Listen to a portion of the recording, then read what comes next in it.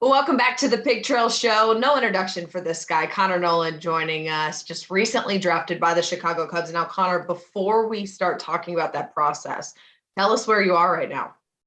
I'm in Phoenix, Arizona. They have obviously their spring training facilities out here and their rookie league. So we're out here to sign and kind of got going on Monday. How's that going for you?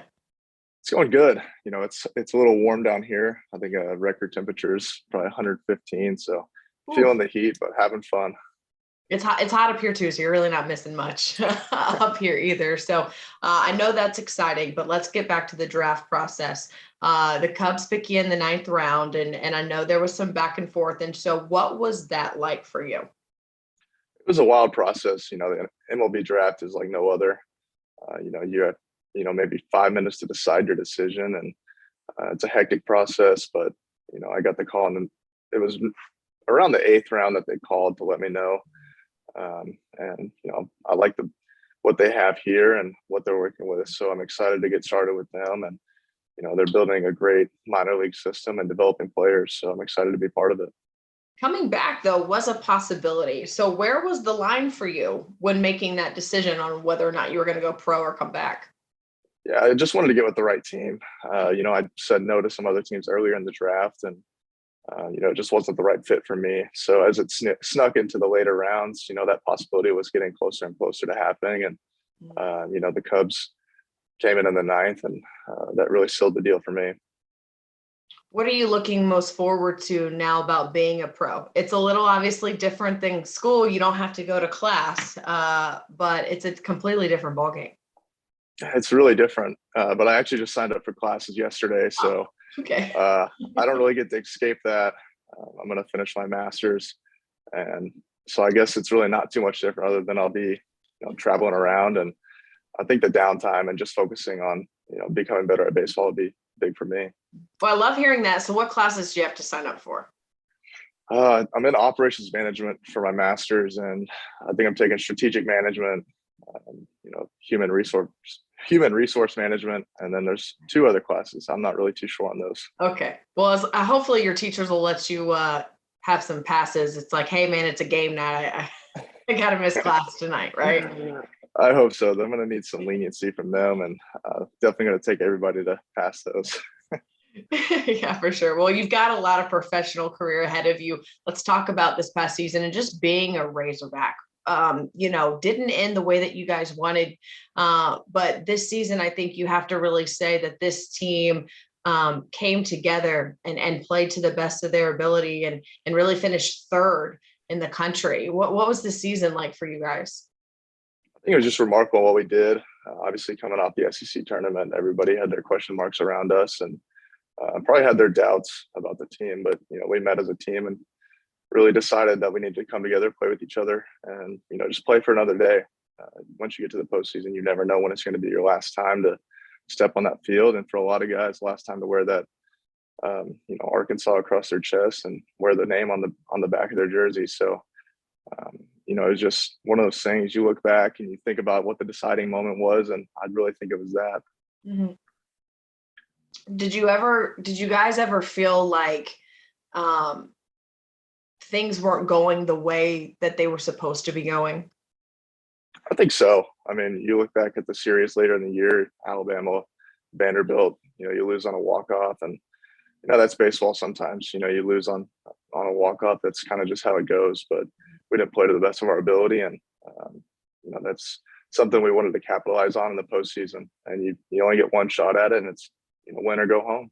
Yeah. Looking back for you, do you feel like you left your college career the best way you possibly could, outside of not winning a College World Series? Exactly. Other than that, I think so. The postseason run we had was really special, and I'm just glad I was put in this position to help lead the team to an Omaha run.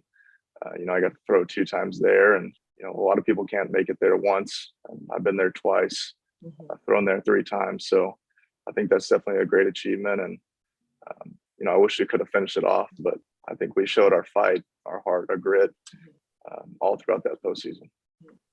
I had a conversation with Matt Hobbs earlier in the year, And I said to him in that conversation, just based on some feedback we were getting from fans, I don't think there's anyone on that baseball team that anyone was rooting for more than you because of what you've been through with what starting your freshman year and then COVID hitting and then the injury. And now you have the opportunity to be that Friday starter.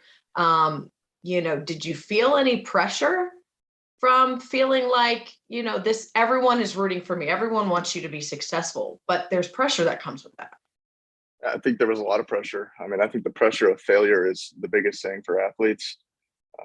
What if I go out there and don't do good? But I try to keep that out of my mind. I just thought about the good side, the positive side. What if I go out there and, submit my name and Razorback lore? And that was kind of my goal the whole year, was just go out there and play the best of my ability. And obviously had some big shoes to fill, but I tried my best to be a leader and, obviously perform on the field.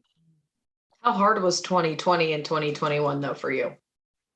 It was very tough. I mean, obviously not having a baseball season in 20 and, you're really away from the game, away from workouts, away from your teammates. And, you're kind of just on your own. You have to figure out your own way. That was very tough. And then coming into 21, there's high expectations of, what you should produce. And obviously I fell short of that, got hurt. And that was tough for me. That's my first time being really down for that long, but it taught me a lot. I learned a lot during that time and really taught me how to be resilient. And I'm sure it made 2022 even better though. Yeah, that much sweeter. I mean, yeah. you go through the struggles, the peaks and the valleys, and I definitely had my valleys, but I think this last season was, you get to the mountaintop and you get to enjoy what you did. During that time in 2020 and 2021, you made the decision after 2019 or almost when that 19 season was over that you were just going to focus on baseball. You weren't going to go back to football. Did you ever question that decision when all that stuff was going on? No, I didn't ever question it. I knew where my heart was and where I needed to be. I like being a football fan way more than I like being a player, getting hit. So I have no regrets on making that. And, I've enjoyed my career as a baseball player way more than I would have if I would have tried to do both. Do you think that you don't see it anymore, right? Like Jameis Winston might have been the last person who kind of did it, but he wasn't a starter. He was just a reliever. And football was where his bread and butter. It's tough to be a two-way sport athlete. I think it's very tough. I think it's going to be seen less often as we move into the NIL era. I think there's a lot of people that are going to be vying for time, and you're going to have to dedicate yourself to one sport because all the off the field stuff, obviously you have to do NIL, school, and then whatever else you do outside of that. So, just the time commitment alone is the biggest thing. Well, the big thing for you was just your commitment to the Razorbacks, and you saw that on the football field your freshman year. You've seen it with this baseball program. What does the program and the athletic department mean to you overall? It means a lot. I mean, obviously growing up, I was a Razorback fan and I always wanted to wear the jersey. And fortunate for me, I got to wear both in my time at Arkansas. And I think, Hunter Yurchek's doing an amazing job of leading every program in the right direction. I mean, you look at all sports throughout, women's and men's, they're all great. I mean, they're all headed in the right direction and moving forward. So I'm just proud that I was a part of, one of the programs and got to leave my footprint on Arkansas. I know you definitely left your mark on that baseball team. With the future of this program and the pieces that are gone now, where do you see 2023 adding up? I think it's an exciting time. You got a lot of young guys, but a lot of young guys with experience and a lot of playing time. Just on the pitching side, you look at Hagen Smith, he has a bright future. Brady Tigert, did a great job for us this year. Jackson Wiggins, been there for 2 years and thrown a lot of innings. So I think the leadership is there on the pitching side. Obviously for the hitters, they had a lot leaving, but they'll have some great transfers that come in, and Peyton Stovall is going to be a key piece of that puzzle next year. And I think the future is bright for them. Well, I'll tell you what, I don't know what it is about you Greenwood boys, but the Morgan boys and you and Tyler Wilson, whoever comes out of Greenwood, Arkansas fans just love and gravitate to. I don't know what it is. It's something in the water down there, but that they've treated us well, and there's been a lot of great stories that have come out of Greenwood. Well, I can tell you this, Connor, Razorback fans will continue to cheer for your success, and we're excited to see where you go with the Cubs organization. Thank you so much for the time. Yeah, thank you. Appreciate you having me on. All right, more Pig Trail Show after the break.